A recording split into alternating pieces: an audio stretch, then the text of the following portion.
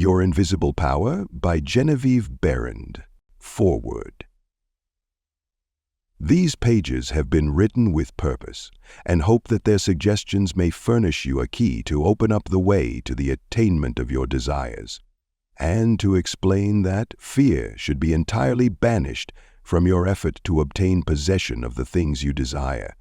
This presupposes, of course, that your desire for possession is based upon your aspiration for greater liberty. For example, you feel that the possession of more money, lands, or friends will make you happier, and your desire for possession of these things arises from a conviction that their possession will bring you liberty and happiness. In your effort to possess, you will discover that the thing you most and ultimately need is to be always, and ultimately, your best self. That self which understands that the mistakes of those you love are simply misunderstandings. Your feeling that greater possessions, no matter of what kind they may be, will of themselves bring you contentment or happiness is a misunderstanding. No person, place, or thing can give you happiness. They may give you cause for happiness and a feeling of contentment, but the joy of living comes from within. Therefore, it is here recommended, rather than otherwise, that you should make the effort to obtain the things which you feel will bring you joy, provided, as previously stated, that your desires are in accord with the joy of living. It is also desired in this volume to suggest the possibilities in store for all who make persistent effort to understand the law of visualization and make practical application of this knowledge on whatever plane he or she may be. The word effort, as here employed, is not intended to convey the idea of strain. All study and meditation should be without strain or tension. It has been my endeavor to show that by starting at the beginning of the creative action or the mental picture, certain corresponding results are sure to follow. While the laws of the universe cannot be altered, they can be made to work under specific conditions, thereby producing results for individual advancement which cannot be obtained under the spontaneous working of the law provided by nature. However far the suggestions I have given you of the possibilities in store for you through visualizing may carry you beyond your past experience, they nowhere break the continuity of the law of cause and effect. If through the suggestions here given, anyone is brought to realize that their mind is a center through and in which all power there is in operation, simply waiting to be given direction in the one and only way through which it can take specific action, and this means reaction in concrete or physical form, then the mission to which this book is dedicated has been fulfilled. Try to remember that the picture you think, feel, and see is reflected into the universal mind and, by the natural law of reciprocal action, must return to you in either spiritual or physical form. Knowledge of this law of reciprocal action between the individual and the universal mind opens to you free access to all you may wish to possess or to be. It must be steadfastly borne in mind that all this can only be true for the individual who recognizes that they derive their power to make an abiding mental picture from the all-ingratiating universal spirit of life, God, and can be used constructively only so long as it is employed and retained in harmony with the nature of the spirit which originated it. To ensure this, there must be no inversion of the thought of the individual regarding their relationship to this universal originating spirit, which is that of a son or daughter, through which the parent mind acts and reacts. Thus conditioned, whatever you think and feel yourself to be, the creative spirit of life is bound to faithfully reproduce in a corresponding reaction. This is the great reason for picturing yourself and your affairs as you wish them to be, as existing facts, though invisible to the physical eye, and live in your picture. An honest endeavor to do this, always recognizing that your own mind is a projection of the originating spirit, will prove to you that the best there is yours in all your ways. Chapter 1. Order of Visualization. The exercise of the visualizing faculty keeps your mind in order and attracts to you the things you need to make life more enjoyable in an orderly way. If you train yourself in practice of deliberately picturing your desire and carefully examining it, you will soon find your thought and desires come and proceed in more orderly procession than ever before. Having reached a state of ordered mentality, you are no longer in a constant state of mental hurry. Hurry is fear and consequently destructive. In other words, when your understanding grasps the power to visualize your heart's desire and hold it with your will, it attracts to you all things requisite to the fulfillment of that picture by the harmonious vibrations of the law of attraction. You realize that since order is heaven's first law and visualization places things in their natural element, then it must be a heavenly thing to visualize. Everyone visualizes, whether they know it or not. Visualizing is the great secret of success. The conscious use of this great power attracts to you greatly multiplied resources, intensifies your wisdom, and enables you to make use of advantages which you formerly failed to recognize. We now fly through the air, not because anyone has been able to change the laws of nature, but because the inventor of the flying machine learned how to apply nature's laws and, by making orderly use of them, produced the desired result. So far as natural forces are concerned, nothing has changed since the beginning. There were no airplanes in the year 1, because those of that generation could not conceive the idea as a practical working possibility. It has not yet been done, was the argument, and it cannot be done. Yet the laws and materials for practical flying machines existed then as now. Troward tells us that the great lesson he learned from the aeroplane and wireless telegraphy is the triumph of principle over precedent, and the working of an idea to its logical conclusion in spite of accumulated testimony of all past experience. Chapter 1. Order of Visualization. With such an example before you, can you not realize that still greater secrets may be disclosed? Also, that you hold the key within yourself with which to unlock the secret chamber that contains your heart's desire? All that is necessary in order that you may use this key and make your life exactly what you wish it to be is a careful inquiry into the unseen causes which stand back of every external and visible condition. Then bring these unseen causes into harmony with your conception, and you will find that you can make practical working realities of possibilities which at present seem but fantastic dreams. We all know that the balloon was the forefather of the aeroplane. In 1766, Henry Cavendish, an English nobleman, proved that hydrogen gas was 7 times lighter than atmospheric air. From that discovery, the balloon came into existence, and from the ordinary balloon, the dirigible, a cigar-shaped airship was evolved.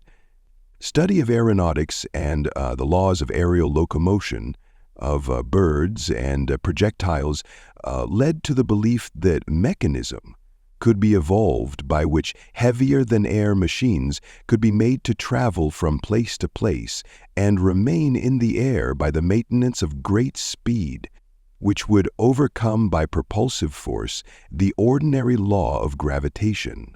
Professor Langley of Washington, who developed much of the theory which others afterward improved, was subjected to much derision when he sent a model airplane up only to have it bury its nose in the muddy water of the Potomac. But the Wright brothers, who experimented in the latter part of the 19th century, realized the possibility of traveling through the air in a machine that had no gas bag. They saw themselves enjoying this mode of transportation with great facility. It is said that one of the brothers would tell the other, when their varied experiments did not turn out as they expected, "It's all right, brother. I can see myself riding in that machine, and it travels easily and steadily." Those Wright brothers knew what they wanted and kept their pictures constantly before them. In visualizing or making a mental picture, you are not endeavoring to change the laws of nature, you are fulfilling them. Your object in visualizing is to bring things into regular order, both mentally and physically. When you realize that this method of employing the creative power brings your desires, one after another, into practical material accomplishment, your confidence in the mysterious but unfailing law of attraction, which has its central power station in the very heart of your word/picture, becomes supreme. Nothing can shake it. You never feel that it is necessary to take anything from anybody else. You have learned that asking and seeking have receiving and finding as their correlatives. You know that all you have to do is to start the plastic substance of the universe flowing into the thought molds your picture desser provides. Chapter 2. How to attract to yourself the things you desire. The power within you, which enables you to form a thought picture, is the starting point of all there is. In its original state, it is the undifferentiated, formless substance of life. Your thought picture forms the mold, so to speak, into which this formless substance takes shape. Visualizing, or mentally seeing things and conditions as you wish them to be, is the condensing, the specializing power in you that might be illustrated by the lens of a magic lantern. The magic lantern is one of the best symbols of this imaging faculty. It illustrates the working of the creative spirit on the plane of the initiative and selection, or in its concentrated, specializing form, in a remarkably clear manner. This picture slide illustrates your own mental picture, invisible in the lantern of your mind, until you turn on the light of your will. That is to say, you light up your desire with absolute faith that the creative spirit of life in you is doing the work. By the steady flow of light of the will on the spirit, your desired picture is projected upon the screen of the physical world, an exact reproduction of the pictured slide in your mind. Visualizing without a will sufficiently steady to inhibit every thought and feeling contrary to your picture would be as useless as a magic lantern without the light. On the other hand, if your will is sufficiently developed to hold your picture in thought and feeling without any ifs, simply realizing that your thought is the great attracting power, then your mental picture is as certain to be projected upon the screen of your physical world as any pictured slide put into the best magic lantern ever made. Try projecting the picture in a magic lantern with a light that is constantly shifting from one side to the other, and you will have the effect of an uncertain will. It is as necessary that you should always stand back of your picture with a strong, steady will as it is to have a strong, steady light back of a picture slide. The joyous assurance with which you make your picture is the very powerful magnet of faith, and nothing can obliterate it. You are happier than you ever were because you have learned to know where your source of supply is, and you rely upon its never-failing response to your given direction. When all's said and done, happiness is the one thing which every human being wants, and the study of visualization enables you to get more out of life than you ever enjoyed before. Increasing possibilities keep opening out more and more before you. A businessman once told me that since practicing visualization and forming the habit of devoting a few minutes each day to thinking about his work as he desired it to be in a large, broad way, his business had more than doubled in 6 months. His method was to go into a room every morning before breakfast and take a mental inventory of his business as he had left it the evening before, and then enlarge upon it. He said he expanded and expanded in this way until his affairs were in remarkably successful condition. He would see himself in his office doing everything that he wanted done. His occupation required him to meet many strangers every day. In his mental picture, he saw himself meeting these people, understanding their needs and supplying them in just the way they wished. This habit, he said, had strengthened and steadied his will in an almost inconceivable manner. Furthermore, by thus mentally seeing things as he wished them to be, he had acquired the confident feeling that a certain creative power was exercising itself, for him and through him, for the purpose of improving his little world. When you first begin to visualize seriously, you may feel, as many others do, that someone else may be forming the same picture you are, and that naturally would not suit your purpose. Do not give yourself any unnecessary concern about this. Simply try to realize that your picture is an orderly exercise of the universal creative power specifically applied. Then you may be sure that no one can work in opposition to you. The universal law of harmony prevents this. Endeavor to bear in mind that your mental picture is a substantial repressive force of the universal mind, exercising its inherent powers of initiative and selection specifically. God, or universal mind, made man for the special purpose of differentiating himself through him.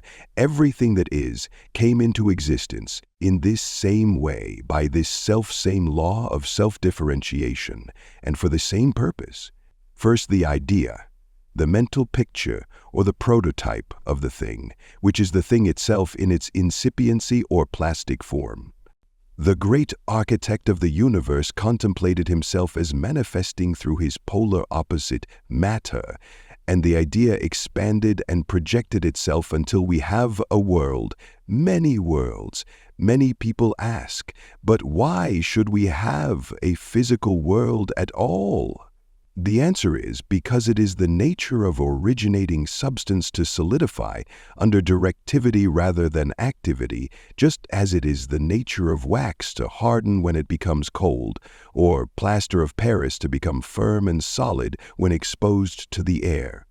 Your picture in this same divine substance, in its fluent state, taking shape through the individualized center of divine operation, your mind. And there is no power to prevent this combination of spiritual substance from becoming physical form. It is the nature of spirit to complete its work, and an idea is not complete until it has made for itself a vehicle. Nothing can prevent your picture from coming into concrete form except the same power that gave it birth, yourself. Suppose you wish to have a more orderly room. You look about your room, and the idea of order suggests boxes, closets, shelves, hooks, and so forth. The box, the closet, the hooks, all are concrete ideas of order, vehicles through which order and harmony suggest themselves. Chapter 3. Relation between mental and physical form.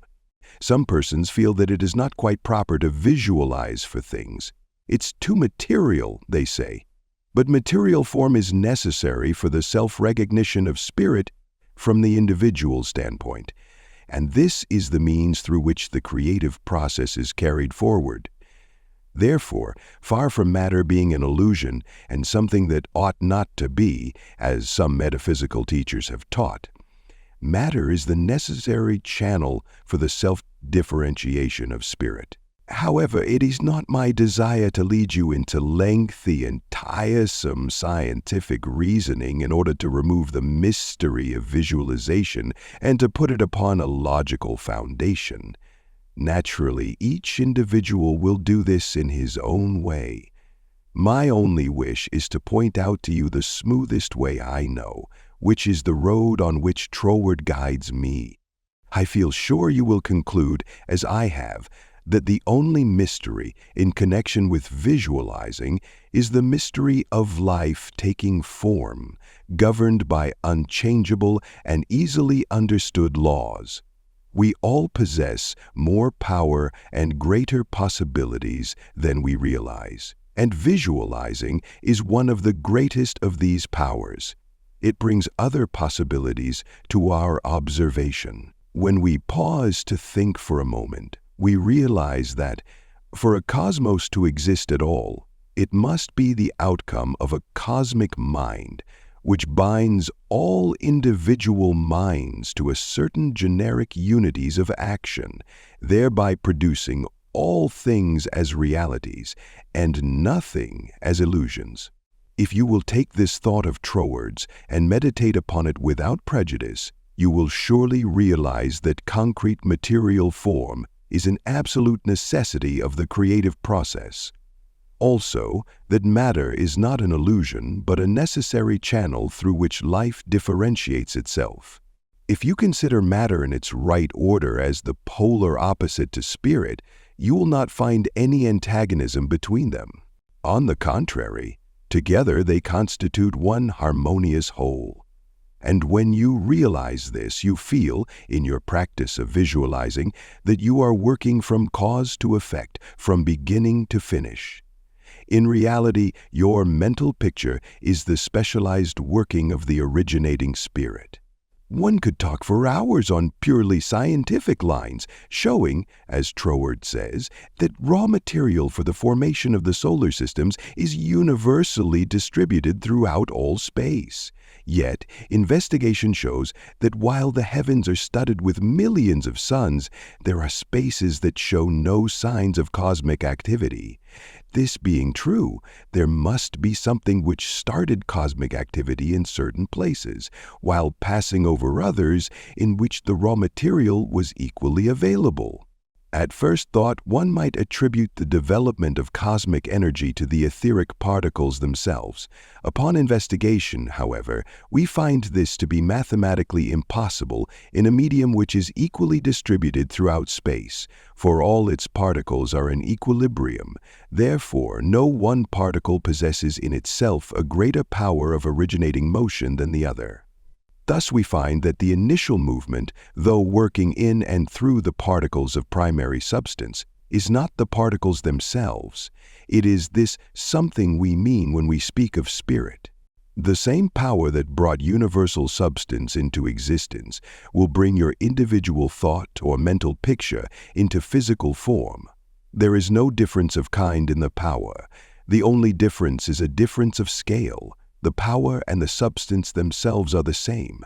Only in working out your mental picture, it has transferred its creative energy from the universal to the scale of the particular, and is working in the same unfailing manner from its specific center, your mind. Chapter 4. Operation of your mental picture. The operation of a large telephone system may be used as a simile. The main or head central subdivides itself into many branch centrals, every branch being in direct connection with its source, and each individual branch recognizing the source of its existence, reports all things to its central head. Therefore, when assistance of any nature is required, news supplies, difficult problems to be solved or whatnot, the branch in need goes at once to its central head.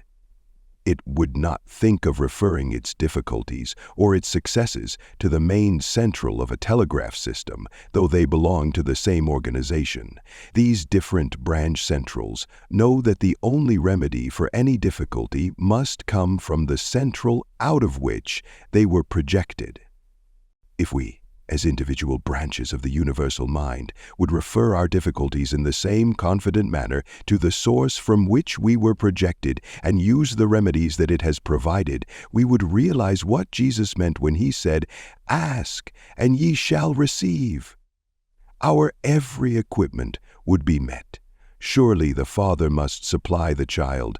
The trunk of the tree cannot fail to provide for its branches. Everything animate or inanimate is called into existence or outstandingness by a power which itself does not stand out.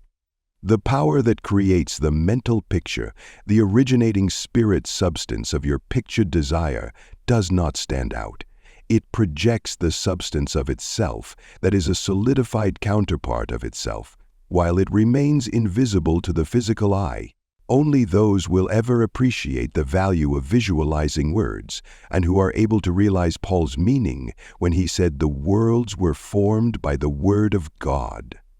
Things which are seen are not made of things which do appear. There is nothing unusual or mysterious in the idea of your pictured desire coming into material evidence. It is the working of a universal natural law. The world was projected by the self-contemplation of the universal mind. And this same action is taking place in its individualized branch, which is the mind of man. Everything in the whole world has its beginning in mind and comes into existence in exactly the same manner, from the hat on your head to the boots on your feet. All are projected thoughts solidified. Your personal advance in evolution depends on whether you recognize that you, yourself, are a particular center through and in which the originating spirit is finding ever new expression for potentialities already existing within itself. This is evolution, this continual unfolding of existing though outwardly invisible things. Your mental picture is the force of attraction that evolves and combines the originating substance into specific shape. Your picture is the combining and evolving powerhouse, so to speak, through which the originating creative spirit expressed itself. Its creative action is limitless, without beginning and without end, and always progressive and orderly. It proceeds stage by stage, each stage being a necessary preparation for the one to follow. Now let us see if we can get an idea of the different stages by which the things in the world have come to be. Troward says if we can get at the working principle which is producing these results, we can very quickly and easily give it personal application. First, we find that the thought of originating life or spirit about itself is its simple awareness of its own being, and this produced a primary ether, a universal substance out of which everything in the world must grow. Troward also tells us that though this awareness of being is a necessary foundation for any further possibilities, it is not much to talk about. It is the same with individualized spirit, which is yourself. Before, you would entertain the idea of making a mental picture of your desire as being at all practical, you must have some idea of your being, of your I am.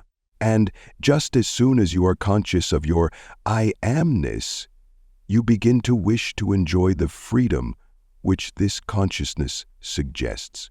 You want to do more and be more, and as you fulfill this desire within yourself, localized spirit begins conscious activities in you. The thing you are most concerned with is the specific action of the creative spirit of life, universal mind, specialized. The localized God germ in you is your personality, your individuality, and since the joy of absolute freedom is the inherent nature of this God germ, it is natural that it should endeavor to enjoy itself through its specific center. And as you grow in the comprehension that your being, your individuality, is God particularizing Himself, you naturally develop divine tendencies. You want to enjoy life and liberty. You want freedom in your affairs as well as in your consciousness, and it is natural that you should. Always with this progressive wish, there is a faint thought picture. As your wish and your recognition grow into an intense desire, this desire becomes a clear mental picture. For example, a young lady studying music wishes she had a piano in order to practice at home. She wants the piano so much that she can mentally see it in one of the rooms. She holds the picture of the piano and indulges in the mental reflection of the pleasure and advantage it will be to have the piano in the corner of the living room. One day, she finds it there just as she had pictured it. As you grow in understanding as to who you are, where you came from, and what the purpose of your being is, how you are to fulfill the purpose for which you are intended, you will more and more afford a center through which the creative spirit of life can enjoy itself. And you will realize that there can be but one creative process filling all space, which is the same in its potentiality, whether universal or individual. Furthermore, all that there is, whether on the plane of the visible or invisible, had its origin in the localized action of thought, or a mental picture, and this includes yourself, because you are universal spirit, localized, and the same creative action is taking place through you. Now, you are no doubt asking yourself why there is so much sickness and misery in the world. If the same power and intelligence which brought the world into existence is in operation in the mind of man, why does it not manifest itself as strength, joy, health, and plenty? If one can have one's desires fulfilled by simply making a mental picture of that desire, holding on to it with the will, and doing without anxiety, on the outward plane, whatever seems necessary to bring the desire into fulfillment, then there seems no reason for the existence of sickness and poverty. Surely no one desires either. The first reason is that few persons will take the trouble to inquire into the working principle of the laws of life. If they did, they would soon convince themselves that there is no necessity for the sickness and poverty that we see about us. They would realize that visualizing is a principle and not a fallacy. There are a few who have found it worthwhile to study this simple, though absolutely unfailing law that will deliver them from bondage. However, the race as a whole is not willing to give the time required for this study. It is either too simple or too difficult. They may make a picture of their desire with some little understanding of visualizing for a day or two, but more frequently, it is for an hour or so. But if you will insist upon mentally seeing yourself surrounded by things and conditions as you wish them to be, you will understand that the creative energy sends its plastic substance in the direction indicated by the tendency of your thoughts. Herein lies the advantage of holding your thought in the form of a mental picture. The more enthusiasm and faith you are able to put into your picture, the more quickly it will come into visible form. And your enthusiasm is increased by keeping your desires secret. The moment you speak it to any living soul, that moment your power is weakened. Your power, your magnet of attraction is not so strong, and consequently cannot reach so far. The more perfectly a secret between your mind and outer self is guarded, the more vitality you give your power of attraction. One tells one's troubles to weaken them, to get them out of one's mind. And when a thought is given out, its power is dissipated. Talk it over with yourself and even write it down and at once destroy the paper. However, this does not mean that you should strenuously endeavor to compel the power to work out your picture on the special lines that you think it should. That method would soon exhaust you and hinder the fulfillment of your purpose. A wealthy relative need not necessarily die or someone lose a fortune on the street to materialize the $10,000 that you are mentally picturing. One of the doormen in the building in which I live heard much of the mental picturing of desires from visitors passing out of my rooms. The average desire was for $500. He considered that $5 was more in his line and began to visualize it without the slightest idea of where or how he was to get it. My parrot flew out of the window, and I telephoned to the men in the courtyard to get it for me. One caught it, and it bit him on the finger. The doorman, who had gloves on, and did not fear a similar hurt, took hold of it and brought it up to me. I gave him 5 $1 bills for the service. This sudden reward surprised him. He enthusiastically told me that he had been visualizing for just $5, merely from hearing that others visualized. He was delighted at the unexpected realization of his mental picture. All you have to do is to make such a mental picture of your heart's desire, hold it cheerfully in place with your will, always conscious that the same infinite power which brought the universe into existence brought you into form for the purpose of enjoying itself in and through you. And since it is all life, love, light, power, peace, beauty, and joy, and is the only creative power there is.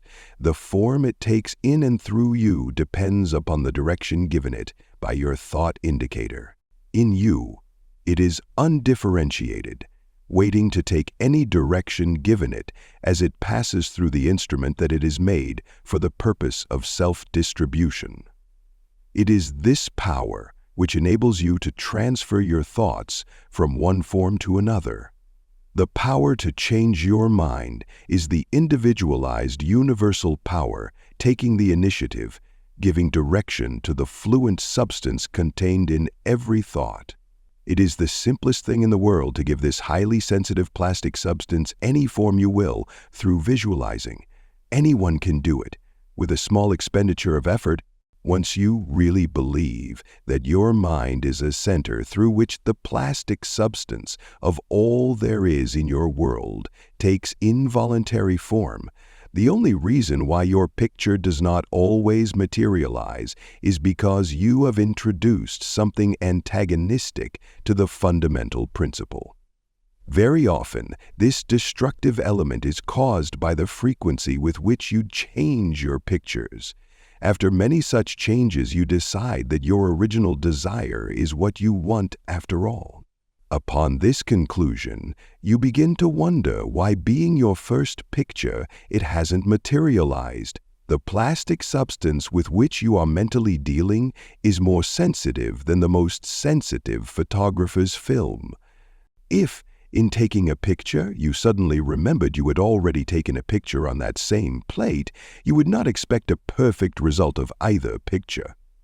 On the other hand, you may have taken 2 pictures on the same plate unconsciously.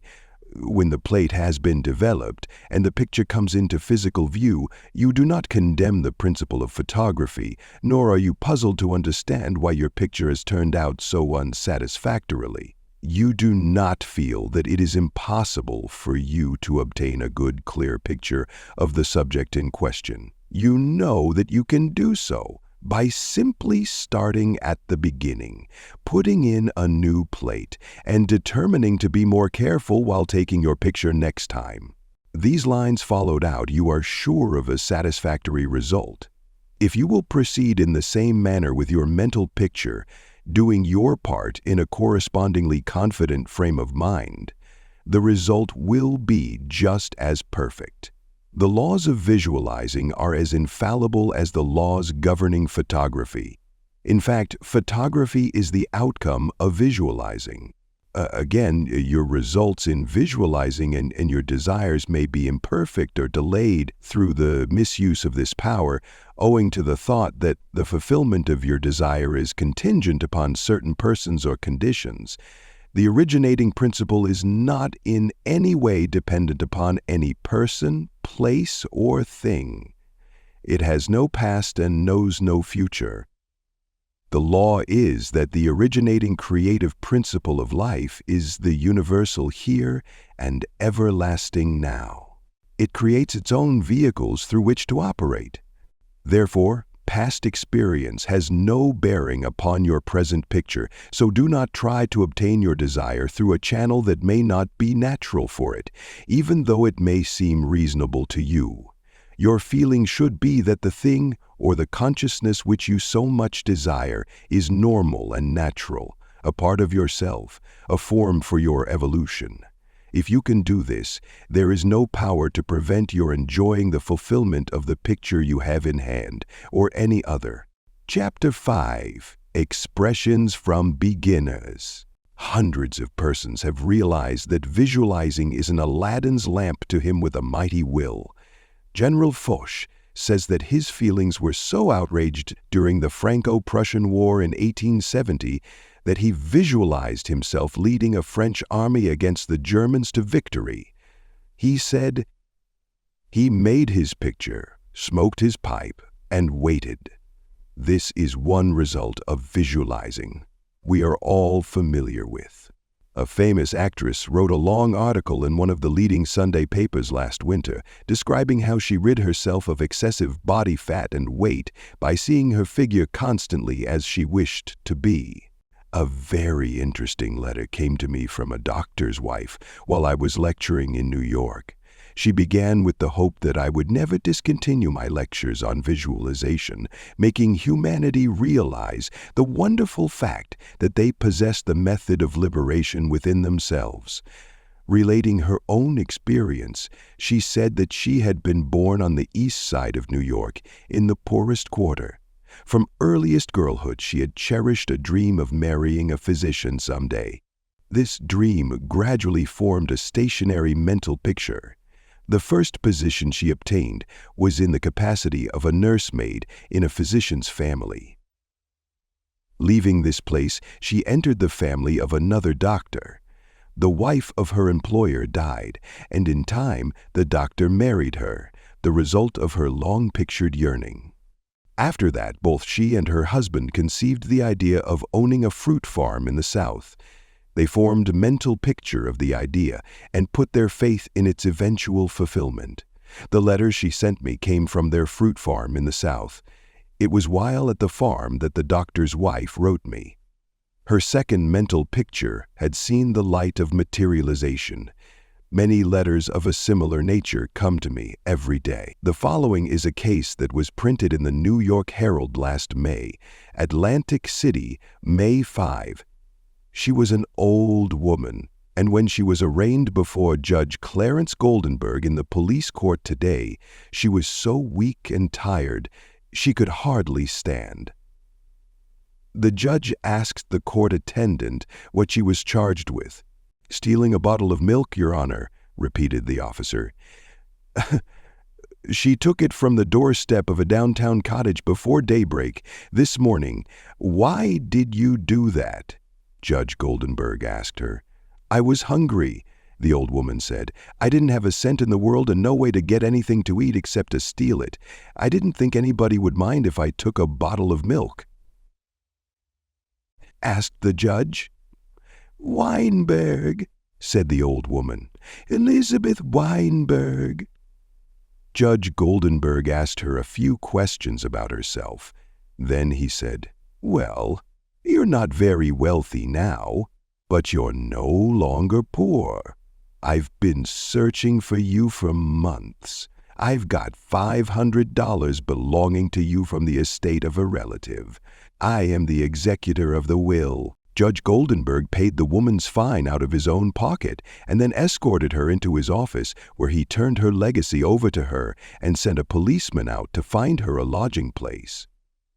I learned later that this little woman had been desiring and mentally picturing $500 while all the time ignorant of how it could possibly come to her. But she kept her vision and strengthened it with her faith. In a recent issue of Good Housekeeping, there is an article by Addington Bruce entitled "Stiffening Your Mental Backbone." It is very instructive and would benefit anyone to read it. He says, in part, form the habit of devoting a few moments every day to thinking about your work in a large, broad, imaginative way, as a vital necessity to yourself and a useful service to society. Huntington, the great railway magnate, before he started building his road from coast to coast, said that he took hundreds of trips all along the line before there was a rail laid. It is said that he would sit for hours with a map of the United States before him and mentally travel from coast to coast, just as we do now, over his fulfilled mental picture. It would be possible to call your attention to hundreds of similar cases. The best method of picturing to yourself that which you may desire is both simple and enjoyable, if you once understand the principle back of it well enough to believe it. First, and above everything else, be sure of what it is you really want. Then specialize your desire along these lines. Chapter 6. Suggestions for making your mental picture. Perhaps you want to feel that you've lived to some purpose. You want to be content and happy, and you feel that with good health and with successful business you could enjoy this state of mind. After you have decided, once and for all, that this is what you want, you proceed to picture yourself healthy and your business just as great a success as you can naturally conceive it growing into. The best time for making your definite picture is just before breakfast and before retiring at night. As it is necessary to give yourself plenty of time, it may be necessary to rise earlier than is your usual habit. Go into a room where you will not be disturbed. Meditate for a few moments upon the practical working of the law of visualizing, and ask yourself, how did the things about me first come into existence? How may I find it helpful to get more quickly in touch with the invisible supply? Someone felt that comfort would be better expressed and experienced by sitting on a chair than on the floor. The very beginning of the meditation, the chair, was the desire to be at ease. With this came the picture of some sort of a chair. The same principle applies to the hat and the clothes that you wear. Go carefully into this thought of the principle back of the thing. Establish it as a personal experience. Make it a fact to your consciousness. If you are thorough in this, you will find yourself in the deep consciousness beneath the surface of your own thought power. Then open a window, take about 10 deep breaths, and during the time, draw a large imaginary circle of light around you. As you inhale, keeping yourself in the center of this circle of light, see great rays of light coming from the circle and entering your body at all points, centralizing itself at your solar plexus. Hold the breath a few moments at this central light of your body, the solar plexus. Then slowly exhale. As you do this mentally, see imaginary rays or sprays of light going up through the body and down and out through the feet. Mentally spray your entire body with this imaginary light. When you have finished the breathing exercise, sit in a comfortable upright chair and mentally know there is but one life, one substance, and this life substance of the universe is finding pleasure in self-recognition in you. Repeat some affirmation of this kind until you feel the truth and reality of the words that you are affirming. Then begin your picture. Whether your desire is for a state of consciousness or a possession, large or small. If you want a house, begin by seeing yourself in the kind of house you desire. Go all through it, taking careful note of the rooms, where the windows are situated, and such other details as help you to feel the reality of your concept. You might change some of the furniture and look into some of the mirrors just to see how healthy, wealthy, and happy you look. Go over your picture again and again until you feel the reality of it. Then write it all down just as you have seen it, with the feeling that the best there is mine. There is no limit to me, because my mind is a center of divine operation, and your picture is as certain to come true in your physical world as the sun is to shine. Chapter 7. Things to Remember. In using your thought power for the production of new conditions, 1. Be sure to know what conditions you wish to produce, then weigh carefully to what further results the accomplishment of your desire will lead. 2. By letting your thought dwell upon a mental picture, you are concentrating the creative spirit to this center, where all its forces are equally balanced. 3. Visualizing brings your objective mind into a state of equilibrium, which enables you to consciously direct the flow of spirit to a definitely recognized purpose and to carefully guide your thought from including in the flow in the opposite direction. 4.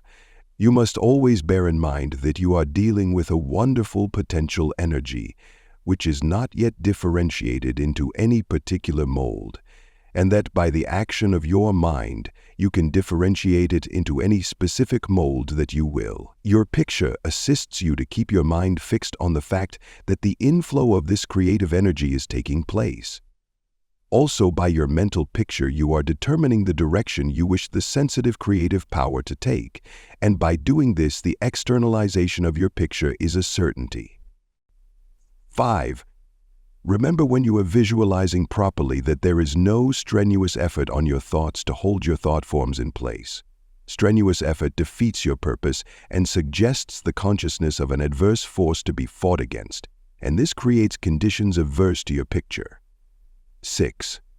By holding your picture in a cheerful frame of mind, you shut out all thoughts that would disperse the spiritual nucleus of your picture.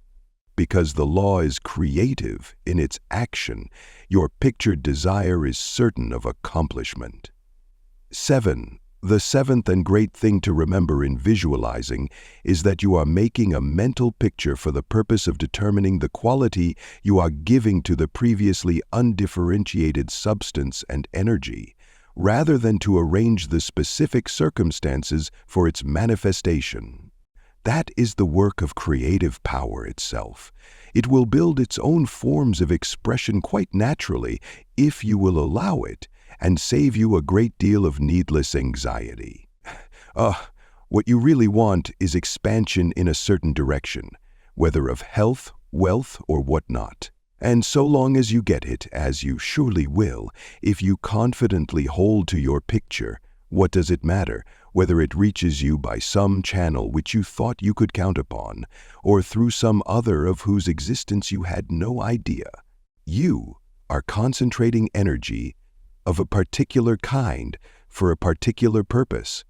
Bear this in mind and let specific details take care of themselves, and never mention your intention to anyone.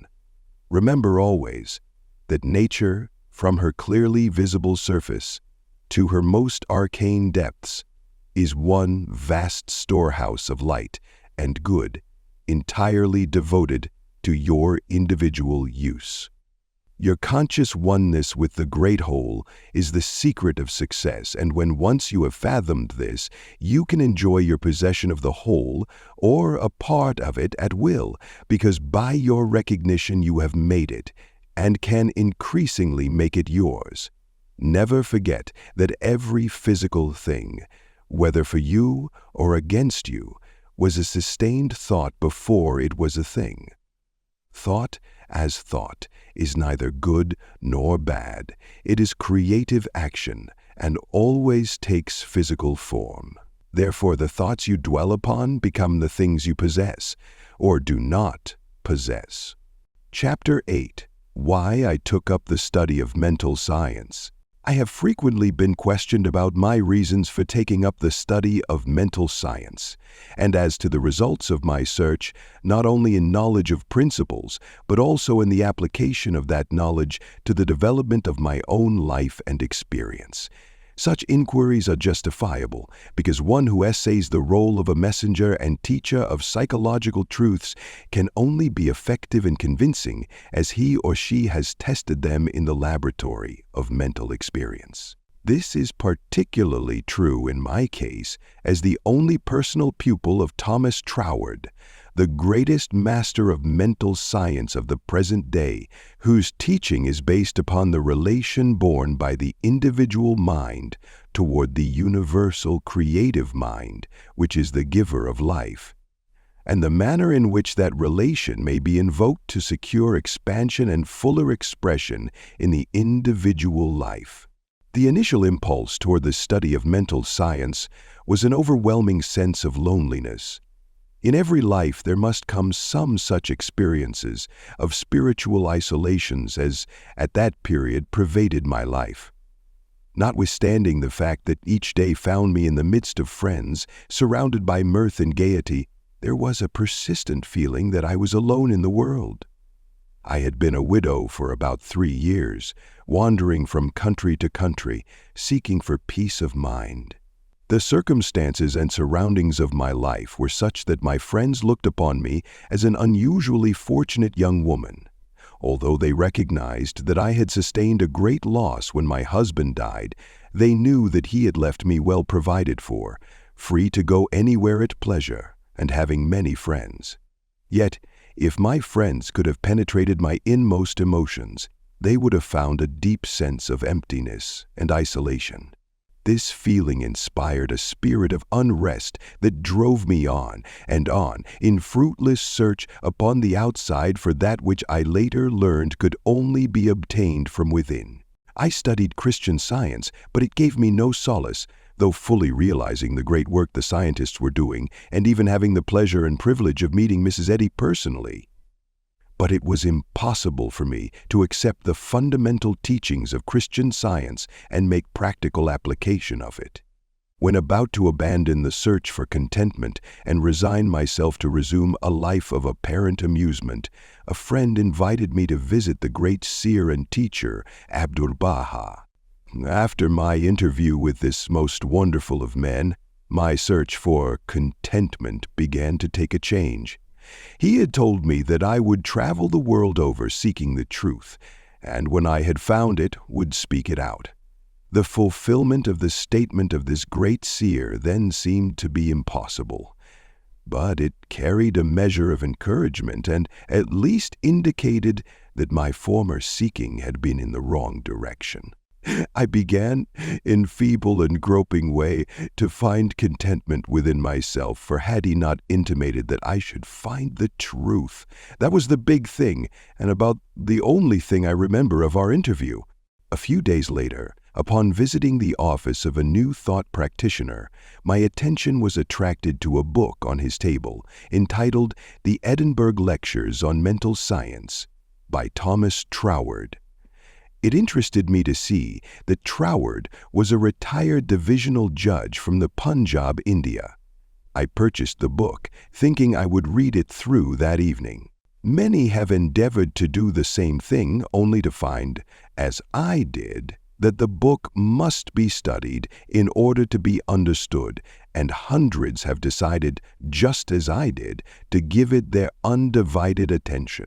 After finding this treasure book, I went to the country for a few days, and while there studied the volume as thoroughly as I could. It seemed extremely difficult, and I decided to purchase another book of Troward's, in the hope that its study might not require so much of an effort. Upon inquiry, I was told that a subsequent volume, The Door Lectures, was much the simpler and better of the two books. When I procured it, I found that it must also be studied.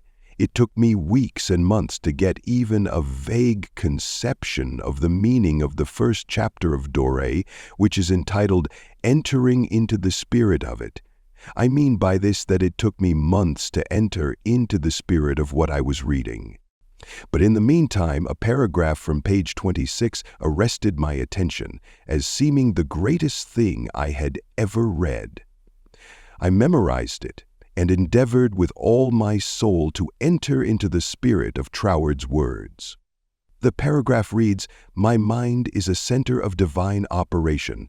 The divine operation is always for expansion and fuller expression, and this means the production of something beyond what has gone before, something entirely new, not included in the past experience, though proceeding out of it by an orderly sequence of growth. Therefore, since the divine cannot change its inherent nature, it must operate in the same manner with me. Consequently, in my own special world of which I am the center, it will move forward to produce new conditions, always in advance of any that have gone before." It took an effort on my part to memorize this paragraph, but in the endeavor toward this end, the words seemed to carry with them a certain stimulus. Each repetition of the paragraph made it easier for me to enter into the spirit of it. The words expressed exactly what I had been seeking for. My one desire was for peace of mind.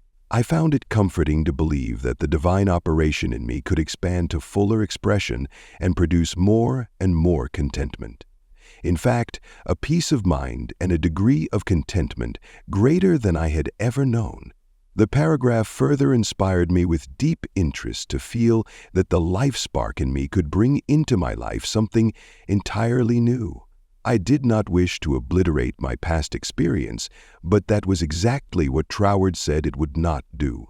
The divine operation would not exclude my past experience, but proceeding out of them would bring some new thing that would transcend anything that I had ever experienced before.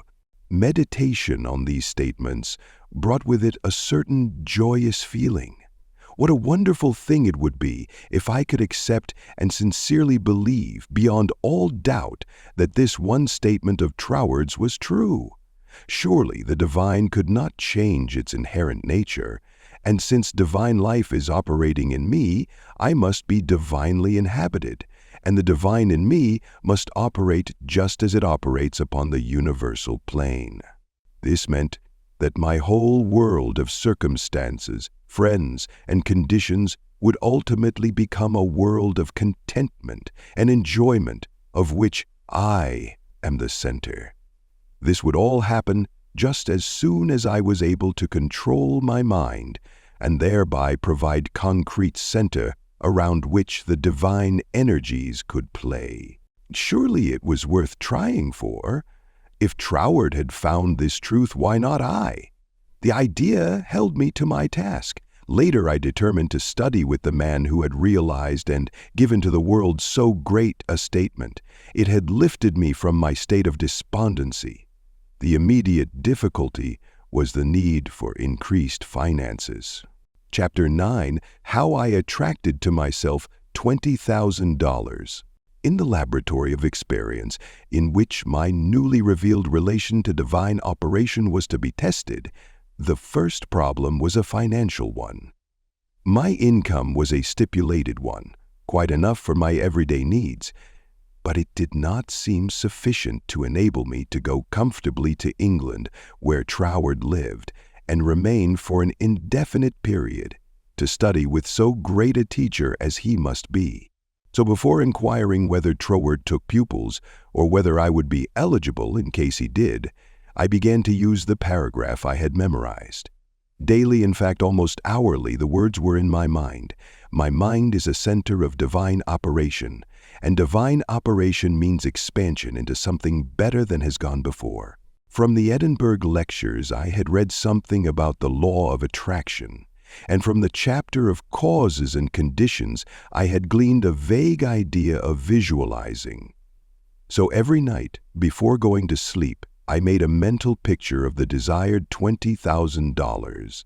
$21,000 bills were counted over each night in my bedroom, and then, with the idea of more emphatically impressing my mind with the fact that this $20,000 was for the purpose of going to England and studying with Troward, I wrote out my picture, saw myself buying my steamer ticket, walking up and down the ship's deck from New York to London, and finally saw myself accepted as Troward's pupil. This process was repeated every morning and every evening, always impressing more and more fully upon my mind Troward's memorized statement, "My mind is a center of divine operations."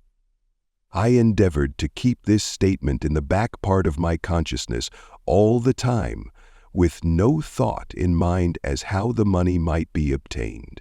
Probably the reason why there was no thought of the avenues through which the money might reach me was because I could not possibly imagine where the $20,000 would come from.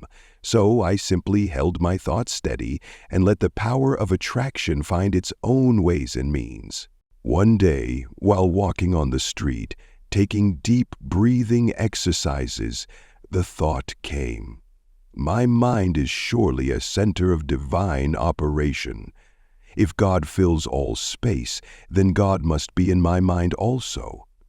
If I want this money to study with Troward, that I may know the truth of life, then both the money and the truth must be mine, though I am unable to feel or see the physical manifestations of either. Still, I declare, it must be mine." While these reflections were going on in my mind, there seemed to come up from within me the thought, "I am all the substance there is." Then, from another channel in my brain, the answer seemed to come, "Of course, that's it.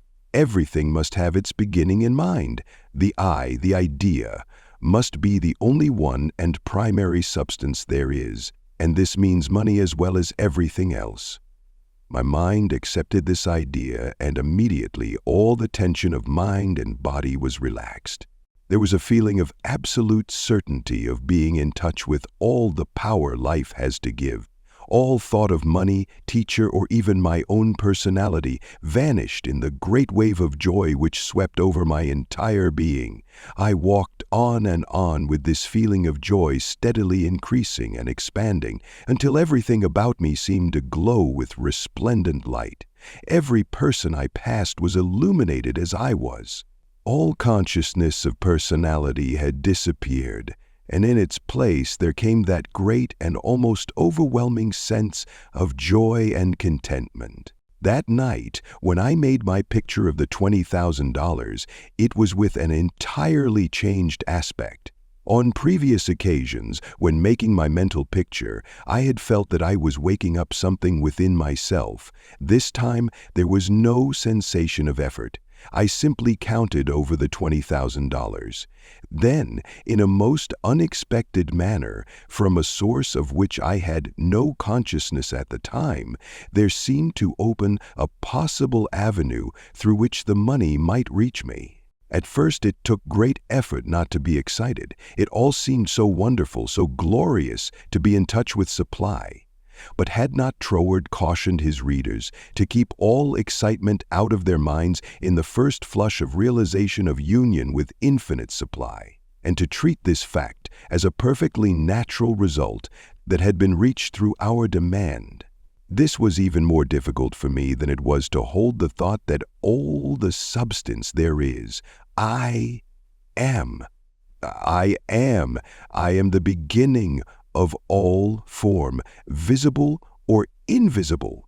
Just as soon as there appeared a circumstance which indicated the direction through which the $20,000 might come, I not only made a supreme effort to regard the indicated direction calmly as the first sprout of the seed I had sown in the absolute, but left no stone unturned to follow up that direction by fulfilling my part. By so doing, one circumstance seemed naturally to lead to another, until step by step, my desired $20,000 was secured.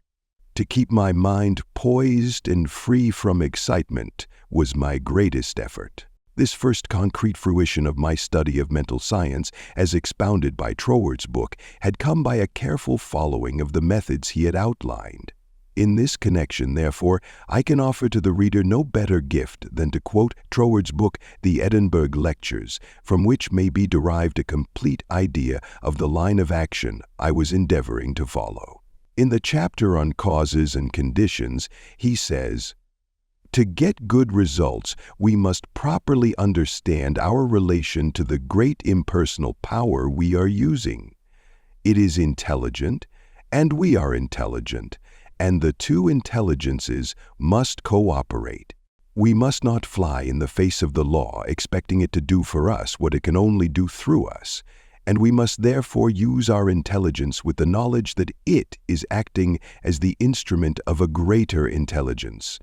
And because we have this knowledge, we may and should cease from all anxiety as to the final result.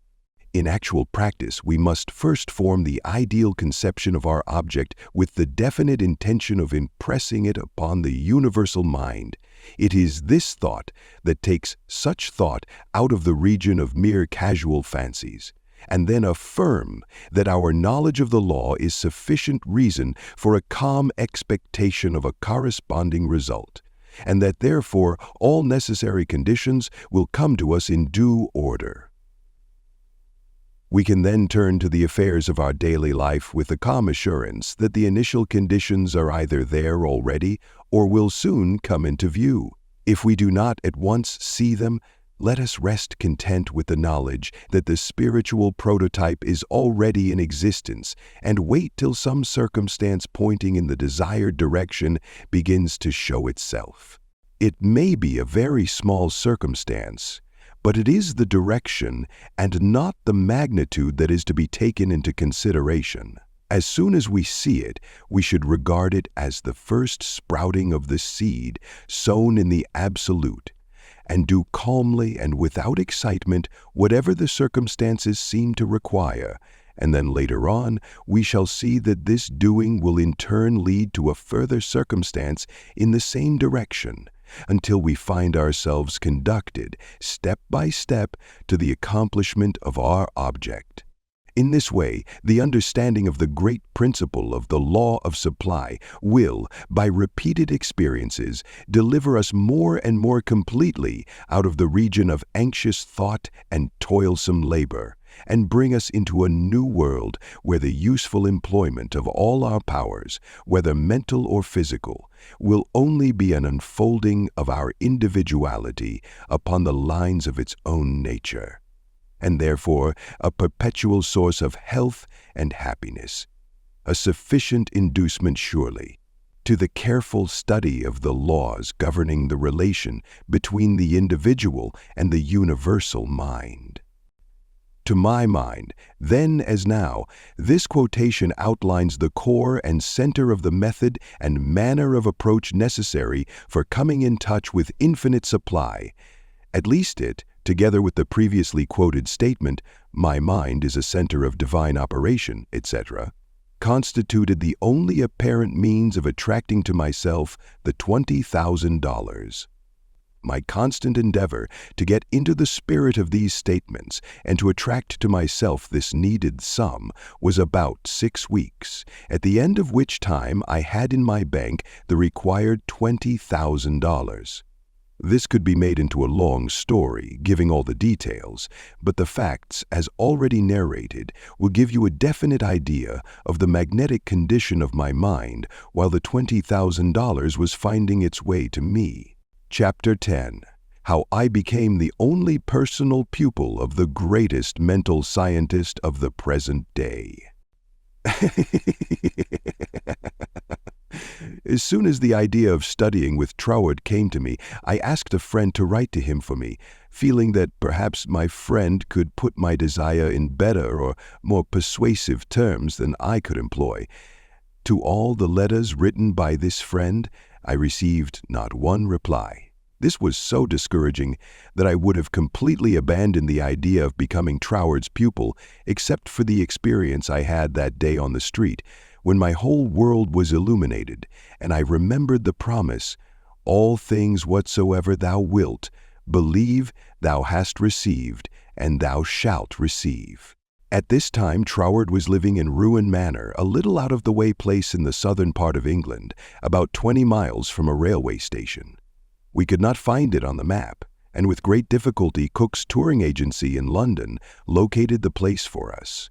There was very little speculation in my mind as to what Troward would say to me in this interview.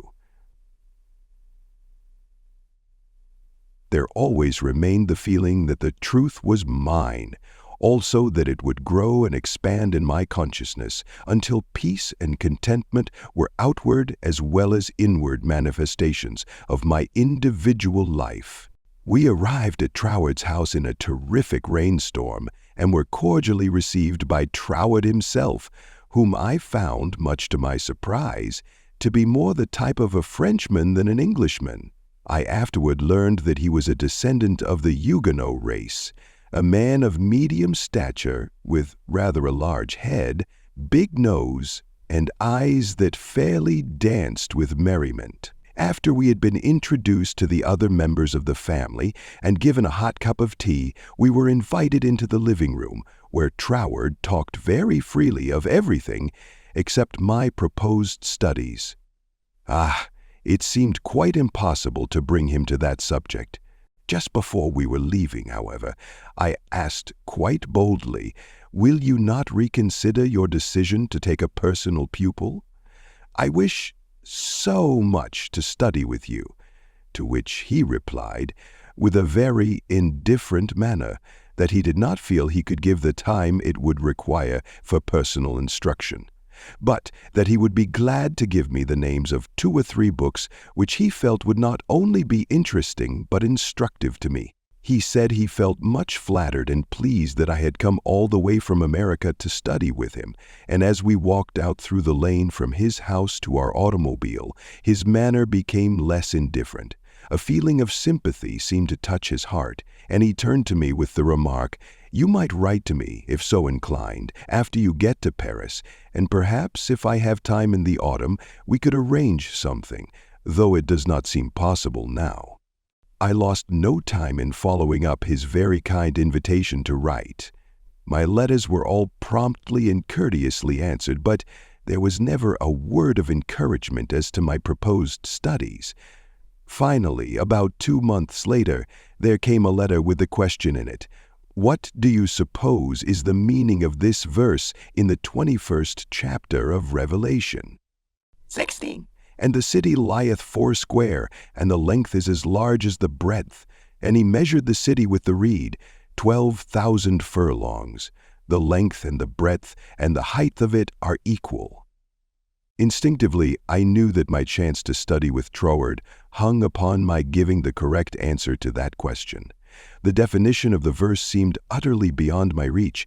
Naturally, answers came to my mind, but I knew intuitively that none was correct. I began bombarding my scholarly friends and acquaintances with the same question. Lawyers, doctors, priests, nuns, and clergymen all over the world received letters from me with this question in them. Later answers began to return to me, but intuition told me that none was correct. All the while, I was endeavoring to find the answer for myself, but none seemed to come. I memorized the verse in order that I might meditate upon it. I began a search of Paris for the books Troward had recommended to me, and after 2 or 3 days' search we crossed the river Seine to the Ile de Cité to go into some of the old bookstores there. They were out of print, and these were the best places to find them in. Finally, we came upon a little shop that had the books there. These were the last copies the man had, consequently, the price was high. While remonstrating with the clerk, my eye rested upon the work of an astrologer, which I laughingly picked up and asked, "Do you think Prof would read my horoscope?" The clerk looked aghast at the suggestion and responded, "Why, no, madame. This is one of France's greatest astrologers. He does not read horoscopes." In spite of this answer, there was a persistent impulse within me to go to the man. The friend who had accompanied me in my search for the books remonstrated with me and tried in every way to dissuade me from going to the famous astrologer, but I insisted, and she went with me. When we came to his office, I found it somewhat embarrassing to ask him to read my horoscope. Nevertheless, there was nothing to do but put the question. Reluctantly, the professor invited us into his paper-strewn study, and reluctantly, and also impatiently, asked us to be seated. Very courteously and coldly, he told me that he did not read horoscopes. His whole manner said, more clearly than words could, that he wished we would take our departure. My friend stood up. I was at a great loss what to do next because I felt that I was not quite ready to go. Intuition seemed to tell me there was something for me to gain there. Just what it was, I was unable to define, so I paused a moment, much to my friend's displeasure, when one of the professor's enormous Persian cats jumped into my lap. "Get down, Jack," the professor shouted. "What does it mean?"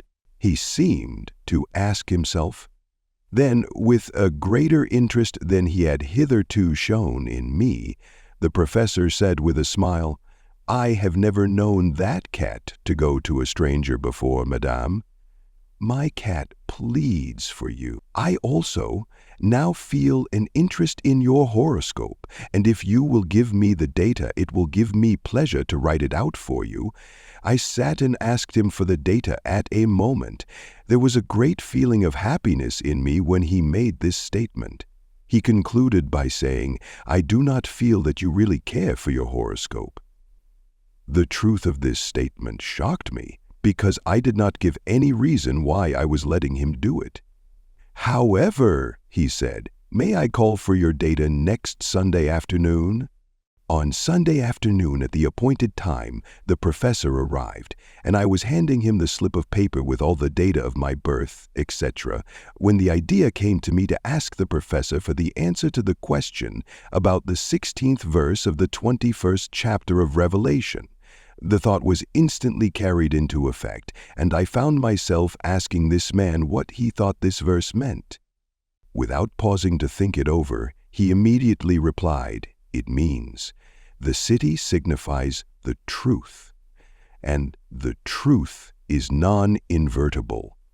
Every side from which you approach it is exactly the same." Intuitively and undoubtingly, I recognized this answer as the true one, and my joy knew no bounds, because I felt sure that with this correct answer in my possession, Troward would accept me as his pupil in the fall.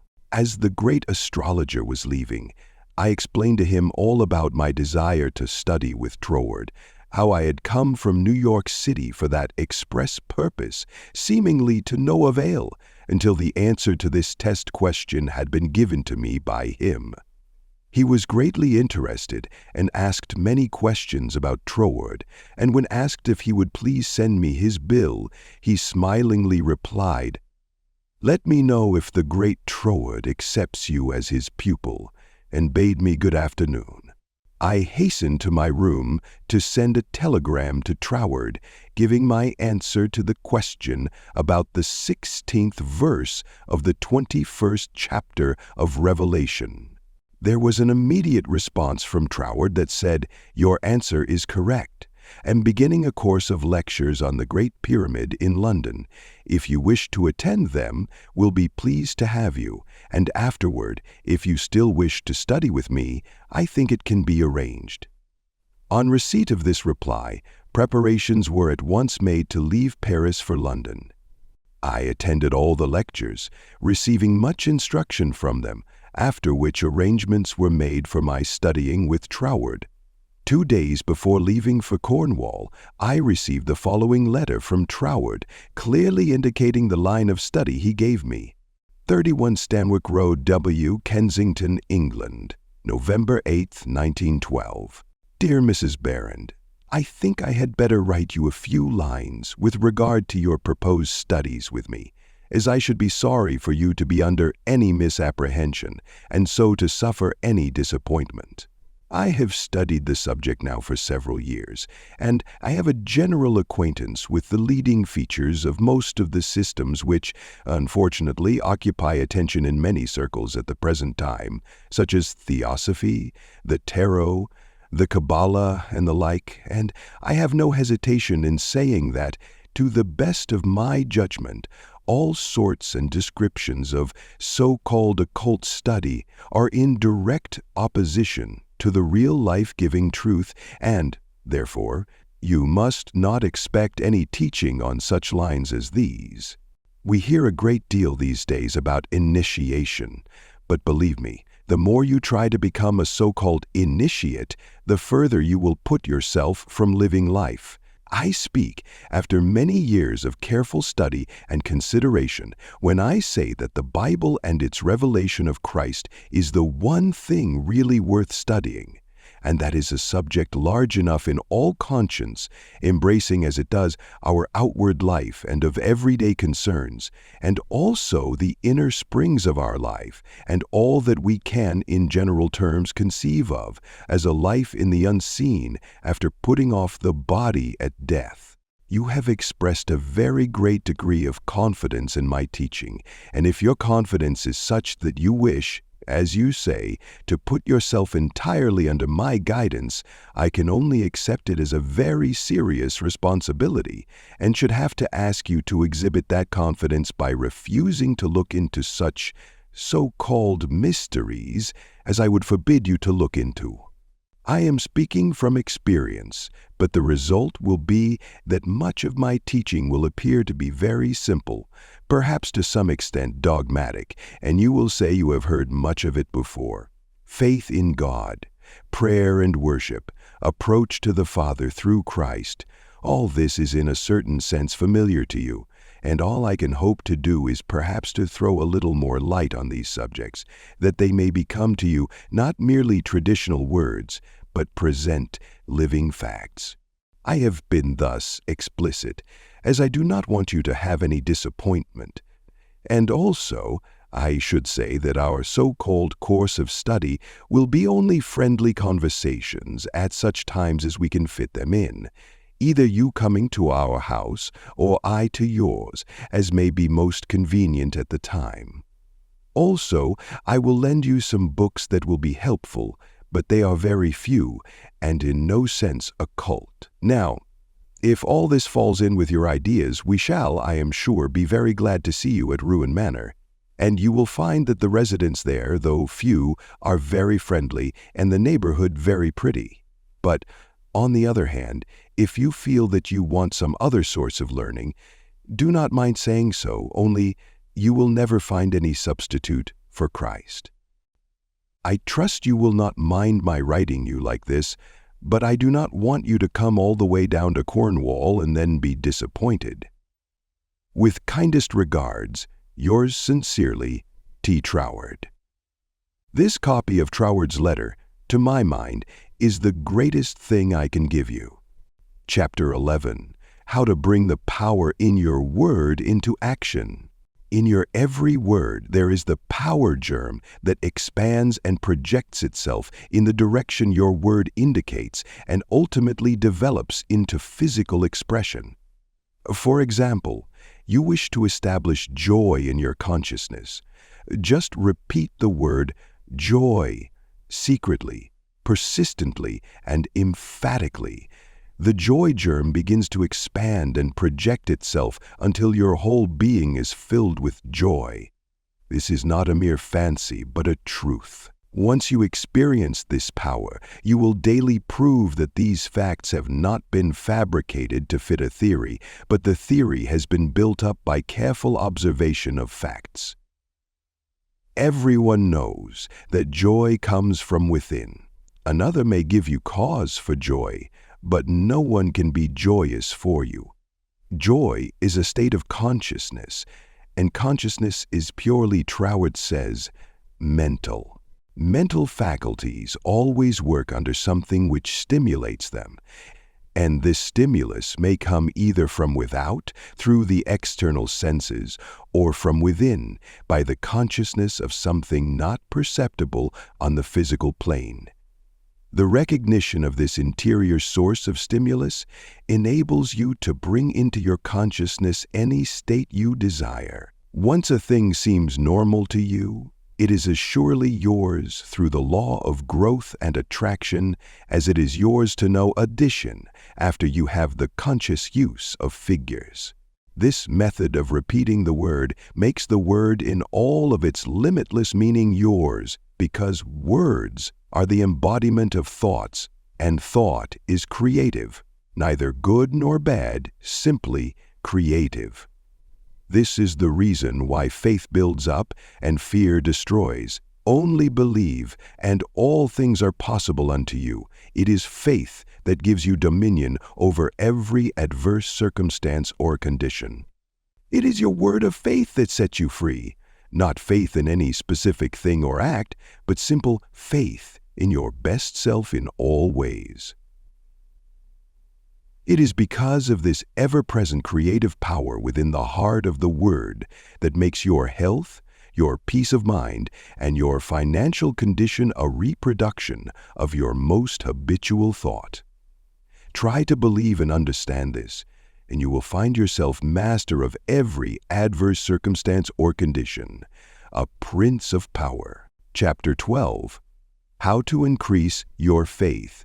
But, you ask, how can I speak the word of faith when I have little or no faith? Every living thing has faith in something or somebody. It is the quality of the creative energy in the positive faith thought which gives it vitality, not the form it takes. Even intense fear is alive with faith.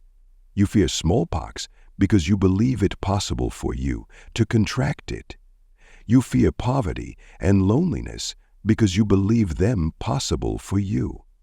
It is your habitual tendency of thought that reappears in your mind, your body, and your affairs, not the occasional thought upon some specific line or desire. It is the faith which understands that every creation had its birth in the womb of thought, words that gives you dominion over all things, your lesser self included. And this feeling of faith is increased and intensified through observing what it does. This observation is the observation of your state of consciousness when you did, not when you hoped you might, but feared it was too good to be true. How did you feel that time when you simply had to bring yourself into a better frame of mind and did? Or you had to have a certain thing and got it? Live these experiences over again and again until you really feel in touch with the self that knows and does, and the best there is yours. Chapter 13, The Reward of Increased Faith. Because you have expanded your faith into the faith and laws of the universe that know no failure, your faith in the best of yourself, the principle of life in you, has brought you into conscious realization that you are not a victim of the universe but a part of it.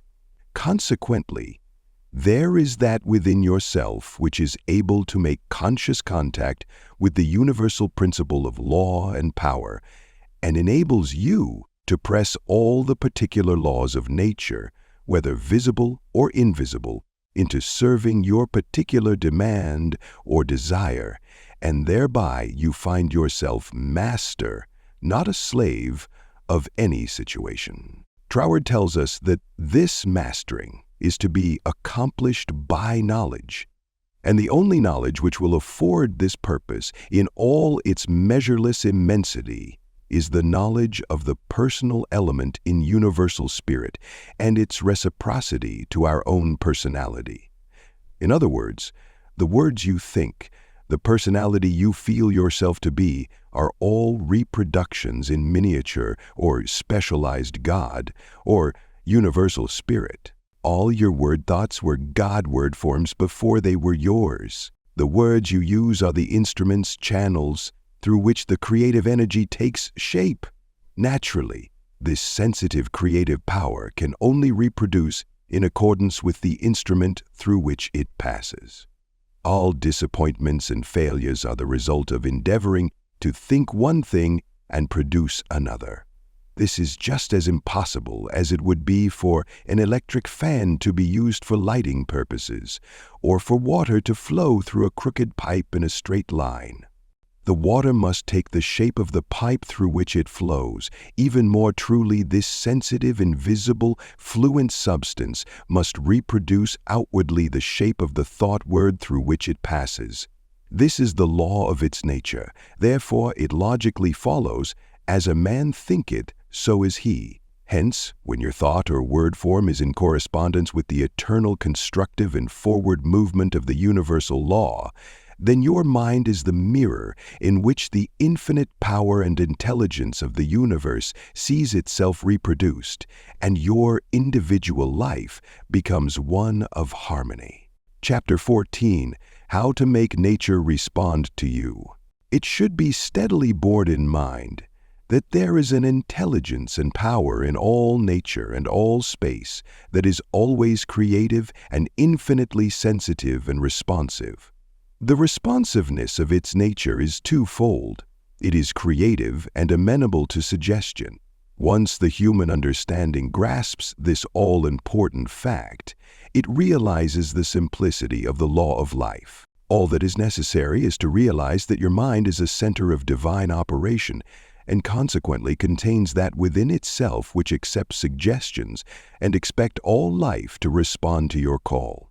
And you will find suggestions which tend to the fulfillment of your desire coming to you not only from your fellow men, but also from the flowers, the grass, the trees, and the rocks, which will enable you to fulfill your heart's desire if you act upon them in confidence on this physical plane. Faith without works is dead, but faith with works sets you absolutely free. Chapter 15. Faith with Works, What It Has Accomplished. It is said of Tyson, the great Australian millionaire, that the suggestion to make the desert land of Australia blossom as the rose came to him from a modest little Australian violet while he was working as a bushman for something like 3 shillings a day. He used to find these friendly little violets growing in certain places in the woods, and something in the flower touched something akin to itself in the mind of Tyson, and he would sit on the side of his bunk at night and wonder how flowers and vegetable life could be given an opportunity to express itself in the desert land of Australia. No doubt he realized that it would take a long time to save enough money to put irrigating ditches in the desert lands, but his thought and feeling were sure it could be accomplished, and if it could be done, he could do it.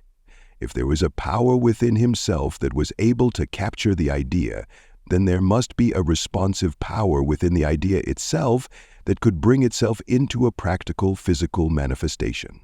He resolutely put aside all questions as to the specific ways and means which would be employed in bringing his desire into physical manifestation, and simply kept his thought centered upon the idea of making fences and seeing flowers and grass where none existed. Since the responsiveness of reproductive creative power is not limited to any local condition of mind, his habitual meditation and mental picture set his ideas free to roam in an infinitude and attract to themselves other ideas of a kindred nature.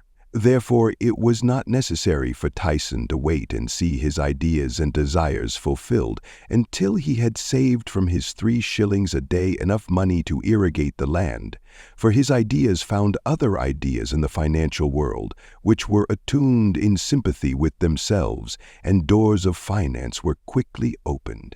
All charitable institutions are maintained upon the principle of the responsiveness of life. If this were not true, no one would care to give simply because another needed. The law of demand and supply, cause and effect, can never be broken. Ideas attract to themselves kindred ideas. Sometimes they come from a flower, a book, or out of the invisible. You are sitting or walking intent upon an idea not quite complete as to the ways and means of fulfillment, and behold, along comes another idea, from no one can tell where, and finds friendly lodging with your idea, one idea attracting another, and so on until your desires are physical facts. You may feel the necessity for an improvement in your finances and wonder how this increase is to be brought about when there seems suddenly to come from within the idea that everything had its birth in thought, even money, and your thoughts turn their course. You simply hold to the statement or affirmation that the best and all there is yours. Since you are able to capture ideas from the infinite through the instrument of your intuition, you let your mind rest upon that thought, knowing full well that this very thought will respond to itself. Your inhibition of the thought of doubt and feeling of anxiety enables the reassuring ideas to establish themselves and attract to themselves "I can" and "I will" ideas, which gradually grow into physical form of the desire in mind. In the conscious use of the universal power to reproduce your desires in physical form, 3 facts should be borne in mind. First, all space is filled with a creative power. Second, this creative power is amenable to suggestion. Third, it can only work by deductive methods. As Troward tells us, this last is an exceedingly important point, for it implies that the action of the ever-present creative power is in no way limited by precedent. It works according to the essence of the spirit of the principle. In other words, this universal power takes its creative direction from the word you give it. Once man realizes this great truth, it becomes the most important of all his consideration with what character this sensitive reproductive power is invested. It is the unvarying law of this creative life principle that as a man thinketh in his heart, so is he. If you realize the truth that the only creative power can be to you only what you feel and think it to be, it is willing and able to meet your demands. Truwood says, if you think your thought is powerful, then your thought is powerful. As a man thinketh in his heart, so is he, is the law of life, and the creative power can no more change this law than an ordinary mirror can reflect back to you a different image than the object you hold before it. As you think, so are you, does not mean as you tell people you think or as you would wish the world to believe you think. It means your innermost thoughts, that place where no one but you knows. None can know the Father save the Son, and no one can know the Son but the Father. Only the reproductive, creative spirit of life knows what you think until your thoughts become physical facts and manifest themselves in your body, your brain, or your affairs. Then, everyone with whom you come into contact may know, because the Father, the intelligent creative energy, which heareth in secret, hears your most secret thoughts, rewards you openly, reproduces your thoughts in physical form. As you think, you know that is what you become, should be kept in the background of your mind constantly. This is watching and praying without ceasing. And when you are not feeling quite up to par to physically pray. Chapter 16, Suggestions as to how to pray or ask. Believing you have already received scientific thinking, positive thought, suggestions for practical application, try, through careful, positive, enthusiastic thought, to realize that the indescribable, invisible substance of life fills all space, that its nature is intelligent, plastic, subjective substance. 5 o'clock in the morning is the best time to go into this sort of meditation. If you will retire early every night for 1 month, before falling asleep, impress firmly upon your subjective mind the affirmation, "My Father is the ruler of all the world and is expressing his directing power through me," you will find that the substance of life takes form in the molds of your thoughts. Do not accept the above suggestion simply because it is given to you. Think it over carefully until the impression is made upon your own subconscious mind understandingly. Rise every morning, as was suggested before at 5 o'clock, sit in a quiet room in a straight-backed chair and think out the affirmation of the previous evening, and you will realize and be able to put into practice your princely power with the realization, to some extent at least, that your mind really is a center through which all the creative energy and power there is taking form. Scientific prayer, the principle underlying scientific prayer. In prayer for a change in condition, physical, mental, or financial, for yourself or another, bear in mind that the fundamental necessity for the answer to prayer is the understanding of the scientific statement. Ask, believing you have already received, and you shall receive. This is not as difficult as it appears on the surface once you realize that everything has its origin in the mind, and that which you seek outwardly you already possess. No one can think a thought in the future. Your thought of a thing constitutes its origin. Therefore, the thought form of the thing is already yours as soon as you think it. Your steady recognition of this thought possession causes the thought to concentrate, to condense, to project itself, and to assume physical form. To get rich through creation.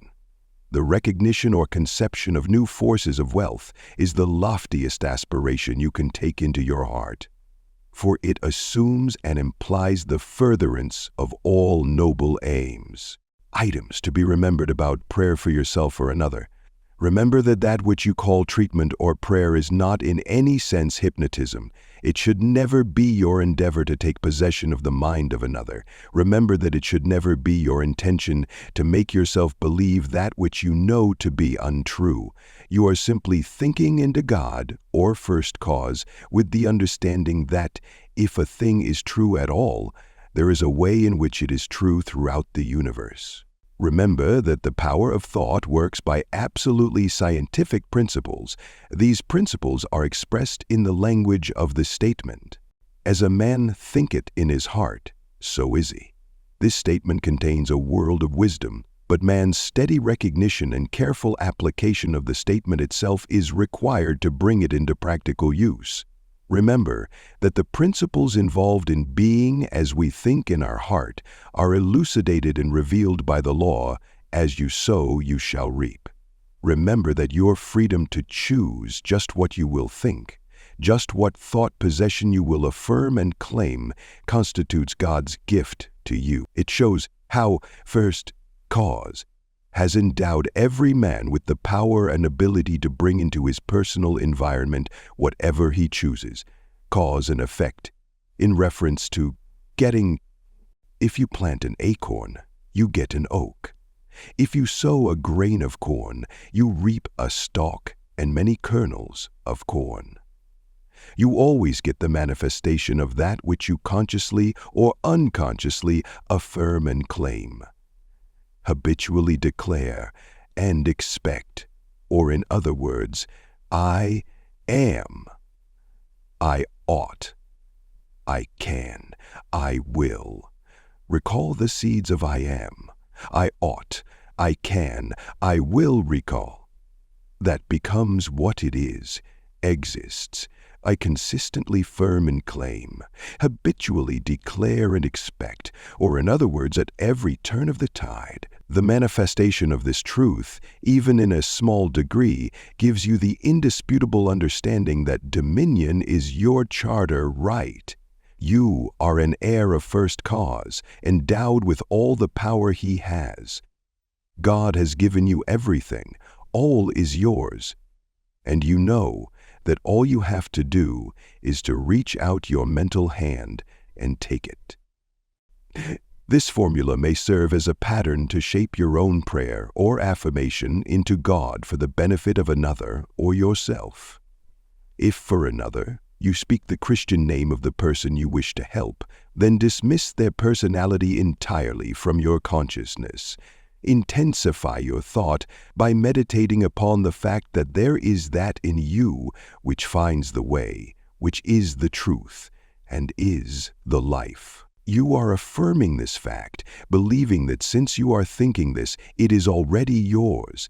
Having lifted up your feeling to the central idea of this meditation, you examine your own consciousness to see if there is aught which is unlike God.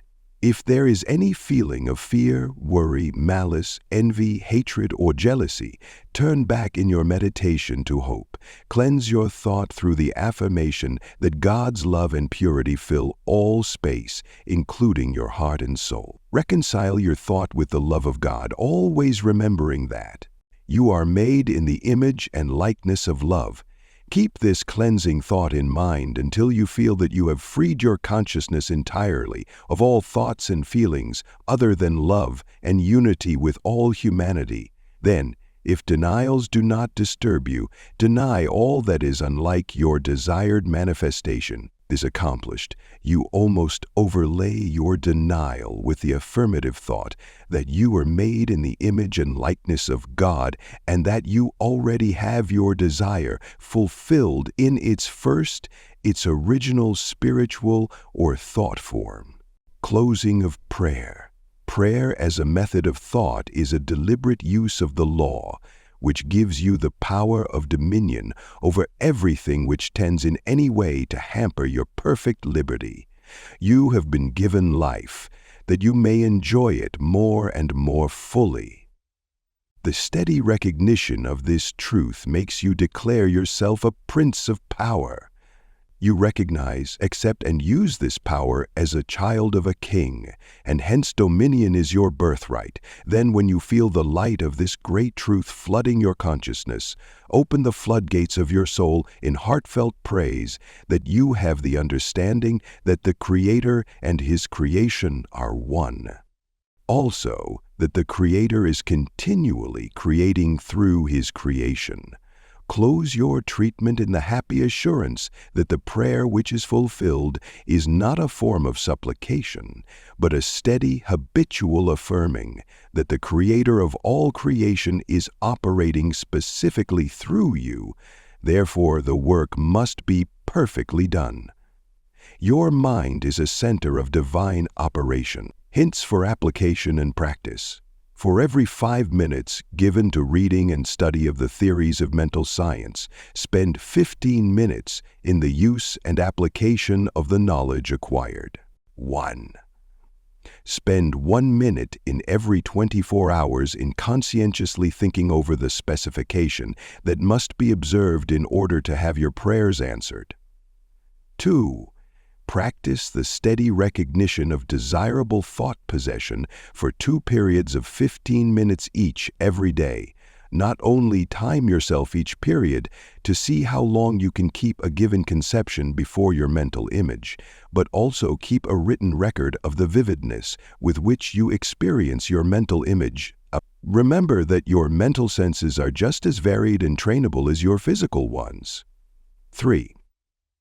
Spend 5 minutes every day between 12 noon and 1 o'clock with a mental search for new sources of wealth. Chapter 17, Things to Remember. Remember that the greatest mental scientist the world has ever known, Jesus Christ, the man of God, is artificially imperial. I might add, I take this book as proof.